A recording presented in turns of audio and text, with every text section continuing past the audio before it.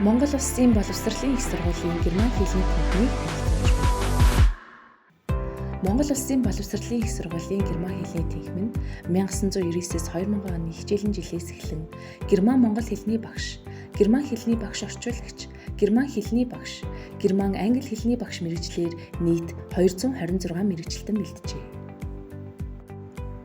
Герман хэл арга зүйн төвх нь 2003-аас 2004 оны хооронд байгуулагдаж, герман хэлний багш мэргэжилтэн бэлтгэж эхлээд эдүгээ 20 дахь төгсөлтийг хийгээд байна. 2005-аас 2006 он герман хэлний багш мэргэжлийн сургалтын төлөвлөгөөг шинжилэн боловсруулсан нь одоогийн сургалтын чанарт мэдэгдэхүйц нөлөөлсөн байна. 2006-аас 2007 он Швейцарын холбооны улсын төр гав мужийн парламентын гишүүн асан Анита Фарнигийн Swiss Program for Language and Teacher Training төслийг хамтран хэрэгжүүлж эхлээд өдийг хүртэл 50 гаруй оюутныг тус тусад бүтэн жилийн тэтгэлэгтээ суралцуулжээ.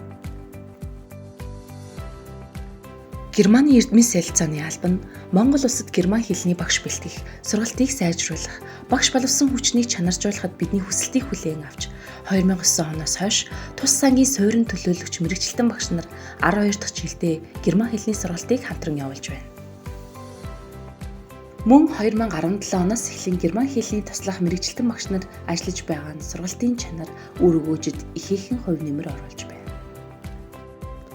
Мөн герман англи хэлний багш хавсраг мэргэжлэр бакалаврын болон хөрөг сургалтуудыг явуулж байна. Герман хэлний төвхмийн түүхийг хамтдаа бичилсэн хүндэт багш нараа танилцуулъя. Боловсрол судлалын ухааны доктор, Монгол Улсын боловсролын их сургуулийн герман хэлний төвхмийн анхны багш, үүсгэн байгуулагчдын нэг Дэл Хамхөв. Тэнхэм анх байгуулагдсан цагаас өнөөдрийг хүртэл ажиллаж байгаа бөгөөд 2003-аас 2010 оны хооронд тэнхмийн эрхлэгчээр ажиллаж байв. Хэл шинжиллийн ухааны магистр Сотхон жаргал 2004 оноос хойш ажиллаж байна. Г. Уянга 2021 оноос ажиллаж байгаа олон улсын харилцааны магистр. Хэл шинжиллийн ухааны магистр Ц. Отгон Мягмар 2003-аас 2006 оны хооронд ажиллаж байна. Хэл шинжиллийн ухааны магистр Б. Ундрах 2003-аас 2006 оны хооронд ажиллаж байв. Хэл шинжиллийн ухааны доктор Ис Альма 2008-аас 2013 оны хооронд ажиллаж байв.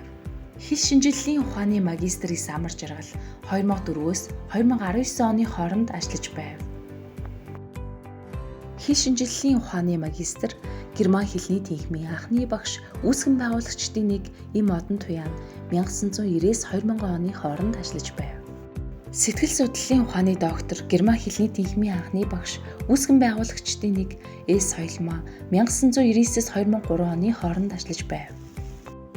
2001-с 2005 оны хооронд хэл шинжиллийн ухааны магистр Д. Болормоо, М. Цогтбаатар, П. Одон Цэцэг, Д. Инх Зяа багш нар манай герман хэлний тэнхимд ажиллаж байв.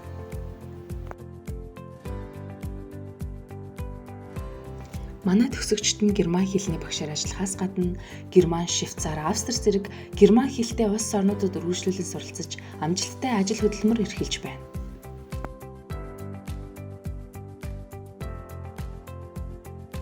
Гадаад харилцаа ба хэрэгжиж буй төсөл хөтөлбөрүүд.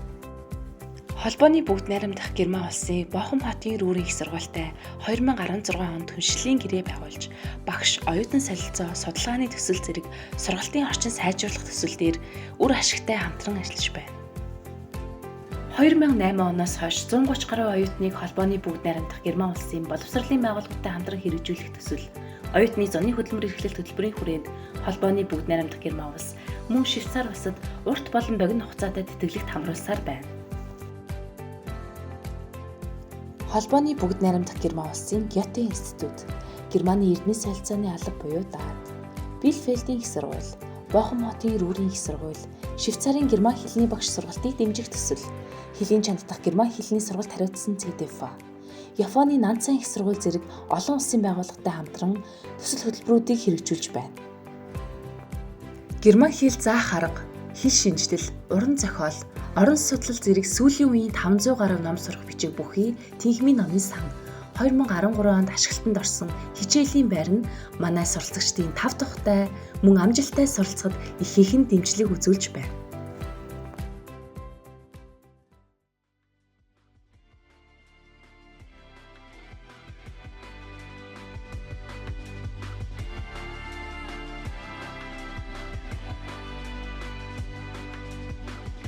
Анхаарал тавьсан та бүхэнд баярлалаа.